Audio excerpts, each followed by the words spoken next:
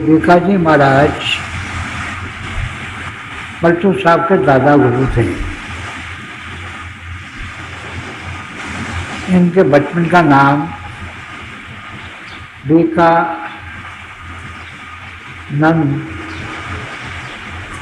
चौबे था।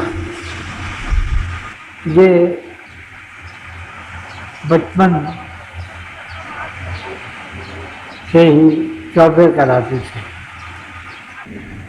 तो जो भिकाजी के बहुत से दोए तो जरूर मशहूर हो गए हैं। हमने अक्सर पढ़े लिखे लोगों से सुने होंगे। एक तो दोए पेश करता हूँ कि भीका भूखा कोई नहीं सबकी गठरी दाल। भीका भूखा कोई नहीं सबकी गठरी दाल। गिरा खोल नहीं जानते तांते पे कंगाल। और दूसरी रचना है कि भीका बात अकम्म की कहन सुनन की नाय। भीका बात अगम्म की कहन सुनन की नाय। जो जाने सो कहे नहीं कहे सो जाने नाय। ये उनके दो बड़े मशहूर पद हैं। अब आप उनकी वाणी बड़े प्यार से सुनिए। या जग में रहना दिन चारे ताते हरे चरणन चितवारे। अब ये फरमा रहे हैं कि हमने ये जो इंसानी जिंदगी पाई है, जिसे हम नारायणी देह कहते हैं, अष्टपुर मखलूकात कहते हैं, क्लोन ऑफ क्रिएशन कहते हैं।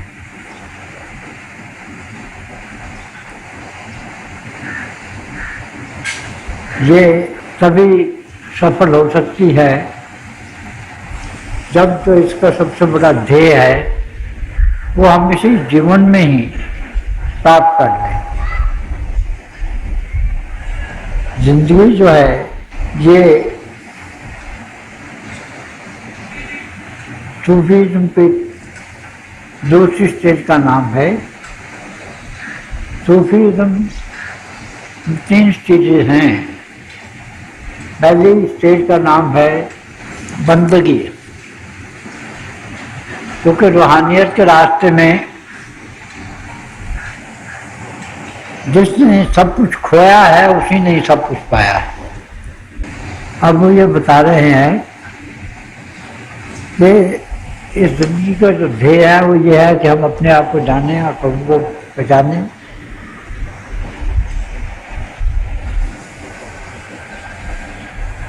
और वो जो ध्येय है वो कोई ऐसा चलता फिरता बोलता जागता खुदा ही हमें रियलाइज कर सकता है, जो खुद प्रभु रूप है और जो हमारी आत्मा को उसके मिलाने की क्षमता रखता है। जो गुरु की ताकत है वो हमेशा जागृत रहती है और वो हमारे दिल की आवाज़ को सुनती है और किसी इंसानी जामन में आके काम करना शुरू कर देती है।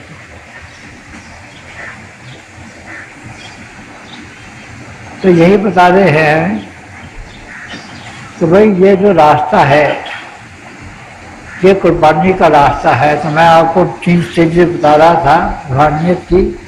पहली स्टेज है बंदगी की। सबसे पहले तो ये है कि हमें अपने आप को पूर्णतः उनके हवाले कर देना चाहिए। महाराज जी एक गुलाम की बात करते थे कि जब उसके माता जी ने खरीदा और पूछा कि भाई क्या खाओगे, तो उसने कहा कि जो आप देंगे। क्या आप मानोगे जो आप बख्शेंगे? तो ऐसी हस्तियां जो कि अपने आप को कम्प्लीटली सर्वसंग कर सकती हैं, वही तरक्की करती हैं रूहानी मार्ग में। तो आप वही बात विका साहब समझा रहे हैं, बड़े प्यार से सुनिए। या जग में रहना दिन चारे, ताते हरे चरणन चितवारे। अब वो अपना ये शिकवा करते हैं कि जो इंसानी जिंदगी है ये 4 रोजा है। 4 दिन की जिंदगानी फिर अंधेरी रात है। शायद सामने एक शेर कहा है कि उम्र दराज मांग कर लाया था 4 दिन, 2 8 2 में कट गए 2 इंतजार। और ये जो है जो 4 दिन का ये जो मेटाफोरिकली पीरियड है, इसमें तो बहुत मुश्किल है कि हम अपनी जिंदगी का ध्येय जो है अपने आप को जानने का, प्रभु को पाने का, खुशनासी करना और खुदाशनासी का, उसको पूरा कर सकें। तो पहले जो स्टेज है वो है बंदगी की, कि हमें प्रभु से श्रद्धा होनी चाहिए, हमें अपने आप को प्रभु के हवाले करना चाहिए। क्योंकि हमारे नूर मुर्शिद आज़म बताया करते थे, भाई दुनिया की जितनी भी साइंसेस हैं रूहानियत की, जितने भी योग हैं, उन सब में से सूक्ष्म मार्ग का योग सबसे छोटा है। और इसी पर चल के हम इसी जिंदगी में हमेशा की सलामती हासिल कर सकते हैं। तो जो आदमी बंदगी करता है उस पर उसका मुर्शिद जो है वो खुश होता है, उसे फिर जिंदगी बख्श देता है। और ये जो जिंदगी है, जिंदगी के मायने हैं लिटरेरी तौर पर हमेशा रहने वाली। यही हाल इंग्लिश इटिमोलॉजी का भी है। अगर आप कहीं लाइफ के मायने देखें डिक्शनरी में, तो life is something that exists, something that lasts. तो वो हमें संत महात्मा इसी रास्ते से जावेदानी बता देते हैं। और तीसरी जो स्टेज है वो पाइंदगी को कहते हैं, और पाइंदगी का मतलब है हमेशा रहने वाली, नाशवार न होने वाली, राजवार, अमर। तो ये 3 स्टेजेस हमें गुजरनी पड़ती हैं अपने अंतर तारामंडल, सूर्य मंडल से गुजरकर, और जिस्म के ऊपर आकर हमारे अंतर, हमारे दिव्य स्वरूप के दर्शन होते हैं। और वो गुरु की दूसरी स्टेज होती है जिसे गुरुदेव कहते हैं। पहली स्टेज में तो हमें लिखाता है, पढ़ाता है, हमारे साथ बैठता है, कभी कभी हमारे साथ लाइटिंग में भी बैठता है। तो ऐसा ही प्रतीत होता है कि ये भी हम में से है, मगर वो हम में से भी है और दोनों जहानों को मालिक भी है। अगर हमें ये जिंदगी मिली है तो हमें इसका पूरा पूरा फायदा उठाना चाहिए। हमें किसी महापुरुष के चरणों में पहुंचना चाहिए। और हकीकत तो ये है कि वो खुद बुलाता है। हम तो खोई हुई बेड़े होती हैं, हम अपने गडरिए को नहीं पहचान सकते, गडरिए हमें पहचानता है। तो वो अपनी रेशमी सांव से अपने कदमों में ले आता है और फिर हमारे गुनाहों की तरफ नजर नहीं करता है। वो ये नहीं देखता है कि मैं ये डिजर्विंग कैंडिडेट है या नहीं, वो तो रूहानियत के अखुट खड़ाने अपने साथ लाता है, दोनों हाथों से जुटाता है। प्रभु की रचना बड़ी अजीब है। एक तरफ तो उसने इंसान को पैदा किया है और उसे इंसान को उसने अपने नमूने पे पैदा किया है,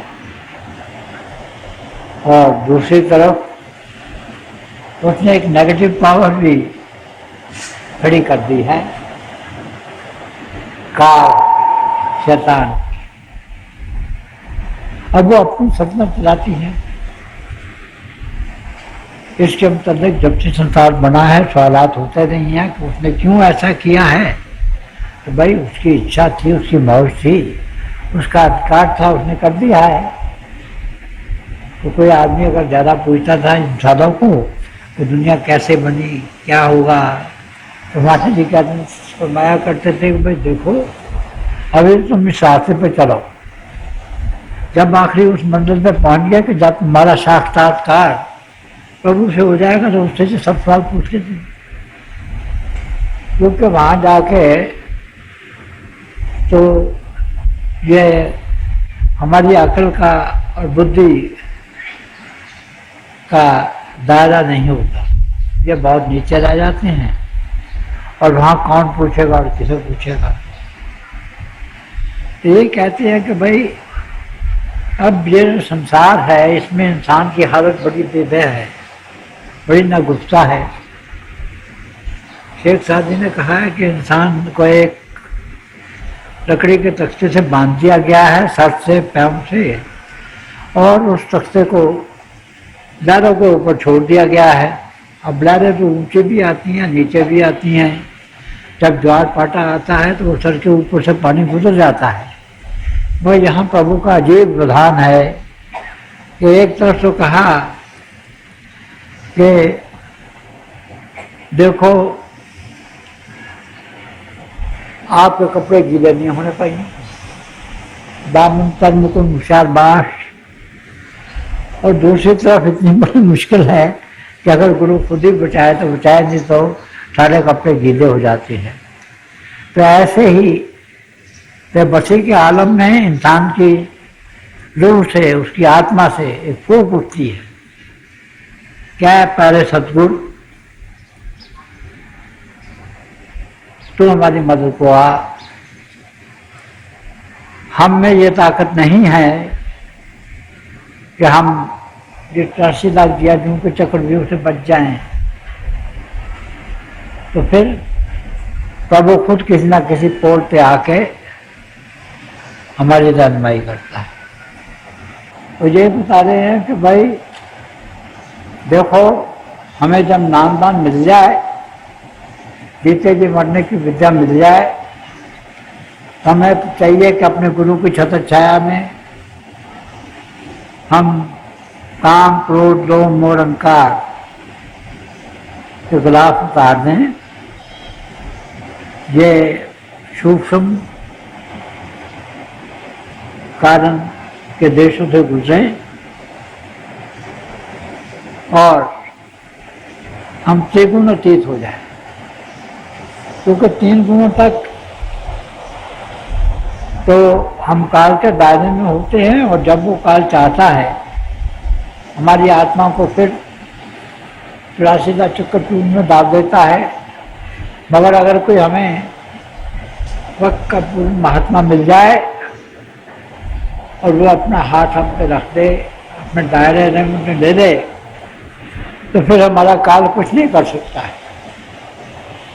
फिर खुद ही वो हम पे रहम करता है, कर्म करता है, नामदान देता है, बंचन कराता है। हमारा जीवन और चित्त जो है उसे साफ, पाक और पीला बनाता है। हमने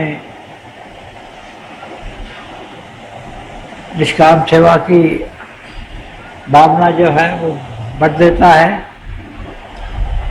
और फिर हम उसके बताए हुए रास्ते पे उसी की कृपा से चलते हैं। तो ये कहते हैं कि भाई ये कहा गया है कि वहाँ नरक है, अगर हम यहाँ बुरे काम करेंगे तो मौत के बाद नरक में चले जाएंगे। नरक में कहते हैं 14 प्रकार की तो अग्नि हैं, और बड़े बड़े टॉर्चर वहाँ होते हैं, पीप है, जिनका हम अनुमान नहीं लगा सकते। मगर ये सिर्फ नरक तक ही महदूद नहीं है। भगवान कृष्ण ने कहा है कि जो दोनों ही काम है, अच्छा काम और बुरा काम, ये दोनों ही इंसान को मारने के लिए एक जैसे हैं। एक है लोहे के साथ बांधने वाला, एक है सोने के साथ बांधने वाला। क्योंकि अगर हमारे कर्म खराब हैं तो हम चले जाते हैं नरक में, और कर्म अच्छे हैं तो हम चले जाते हैं स्वर्ग में। अब स्वर्ग में जैसा कि बताया गया है, दूध की नहरें हैं, शहद की नहरें हैं, वहाँ हर किस्म का आनंद है। मगर एक बात जो हमें मालूम होना चाहिए वो ये है कि ये दोनों ही स्टेजेस, नरक और स्वर्ग, ये टाइम बाउंड हैं। ये खास वक्त के लिए है, ये हमेशा के लिए नहीं। मगर ये सब गुरु की देन है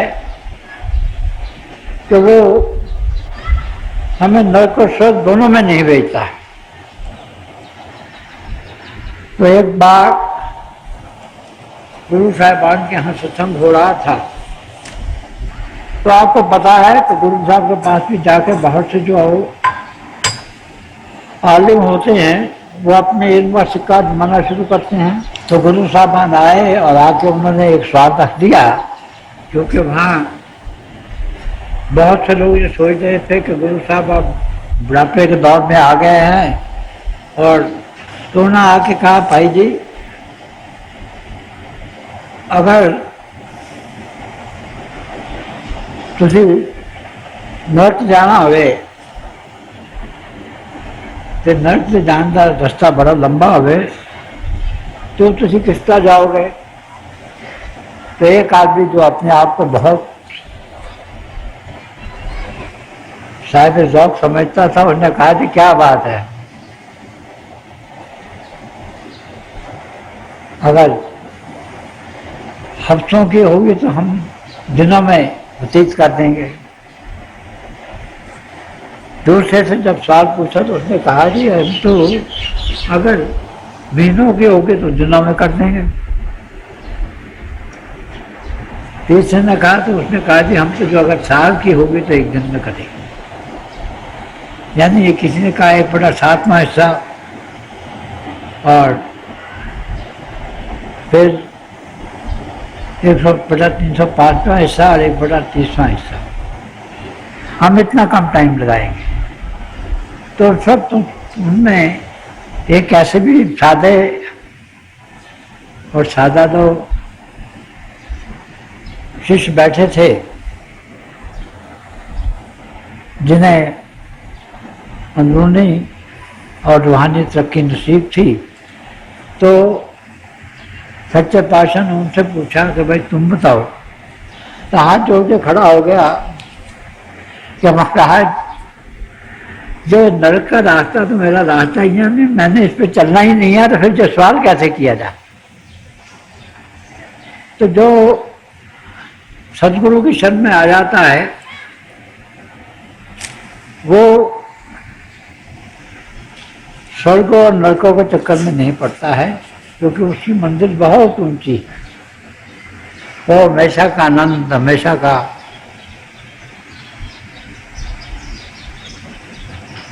रहमत, हमेशा की जिंदगी पाने वाली जिंदगी है, जो कि आखिर में जाके आदमी और प्रभु के मिलाप से मिलती है। भीका केवल नाम भजे बिन प्राप्त कष्ट नरक भारे। तो ये कहते हैं कि अगर तो हम किसी महापुरुष की छत्र छाया में पहुंच जाएं, वो हमें अपने चरणों में बुला लें, हमारे गुनाहों पर नजर नहीं करे, अपनी बख्शिश से हमें जीते जी मरने की विद्या दे दें, और हम उनके बताए हुए रास्ते पे चलें जिस्म और जिस्मानियत से ऊपर आए, देह दया से ऊपर आए, त्रिगुणातीत हों और ऊपर जाकर पहले हम अपने प्रभु में, अब गुरु में लीन हो और फिर प्रभु में लीन हो जाएं, तो फिर तो ये मामला जो है ये सारा सही। मगर ये जो दौलत है जो किसी ऐसे वली अल्लाह की ही दौलत हो सकती है जो प्रभु से खुद इकमीक है। भीखा केवल नाम भजे बिन प्राप्त कष्ट नरक भारे। आप ये कहते हैं कि जैसा कि बताया जाता है नरक में कई प्रकार की अग्नियां हैं, कष्ट चल रही है और हर तरह की वहाँ टॉर्चर है। तो ये कहते हैं अगर हम उन सबसे बचना चाहें और हमेशा की जिंदगी पाना चाहें तो उसका एक ही कायदा है, एक ही कानून है और यह कानून अटल है। और ये है कि हम किसी ऐसे महापुरुष के चरणों में बैठे हैं जिसने खुद mystery of life and death को हल कराया है और हमें उसके हल कराने में मददगार हो सकती है। तो वो हमें नाम से जोड़ देगा। अब नाम वो ताकत है जिससे सब खंड में बने, नाम के दादे खंड में बने। और ये सत्ता जो है जो कोई प्रभुरूप हस्ती हमें दे सकती है। तो वो जब हमें नामदान देता है तो गुरु और शिष्य के दरमियान एक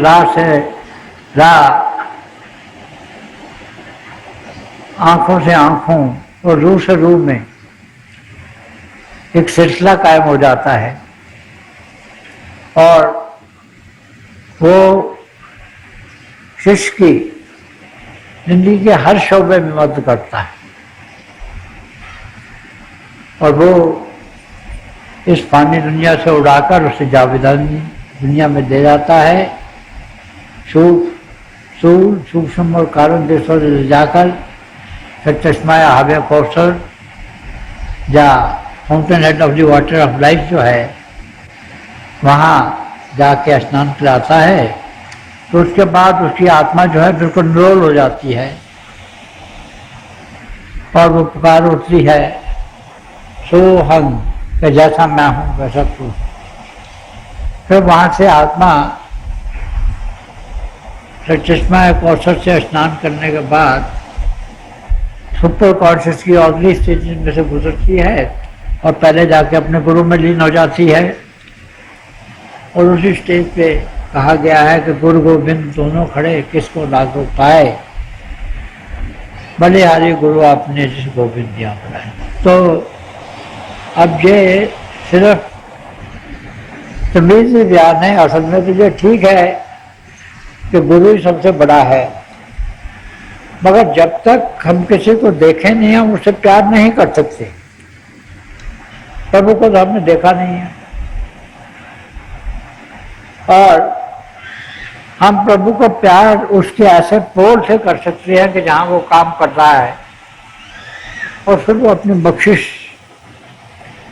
दोनों हाथों से लुटाता है और हमें पहले अपने निजगढ़ सचखंड में ले जाता है और फिर उससे भी ऊपर जाके उस अगली मंजिल में पहुंचा देता है कि जहाँ सुख ही सुख है, आनंद ही आनंद है, जहाँ हमारी आत्मा का और परमात्मा का जब वाहिगुरु का लाभ होता है उस स्टेज को हम नौफिल शाह की स्टेज कहते हैं। तो यही शुक्राना अदा करते हैं आखिर में। ये उनका शुक्राना है कि उन्होंने ये 84 लाख दिया जो उनका चक्रव्यूह जो था वो काट दिया। और यही पूर्ण सदगुरु की निशानी भी है और यह बरकत हमें इस युग में इन दो महापुरुषों से मिली है। रूप बाबा थावर सिंह जी महाराज थे और संत कृपाल सिंह जी महाराज थे। इसलिए हम उनके चरणों में आराधना करते हैं तो वो हमें ये ताकत दें और मौत के महिमा को इसी लाइफ टाइम में उजा सके और प्रभु से एकमिक हो सके।